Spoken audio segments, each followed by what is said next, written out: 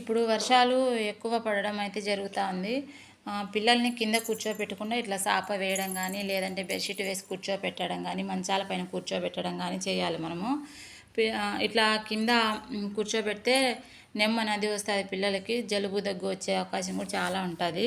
నేనైతే మా అమ్మాయికి సాప వేసి ఇట్లా కూర్చోబెట్టి ఇవన్నీ అయితే వేసినాను, ఇక్కడే ఆడుకో పోకుండా ఎక్కడికి అని చెప్పేసి. తీరామారా స్కూలు పోయే టైంలో అయితే ఈరోజు మేడము ఫోన్ చేసి స్కూల్ లేదు పాపకి అని చెప్పేసింది. ఏమి స్కూల్ పోంది నువ్వు?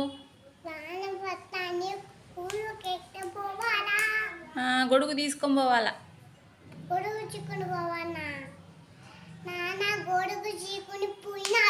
అవునా, నీకు లేదా గొడుగు? తీసిస్తాలే. జనవరి ఫిబ్రవరి చెప్పు.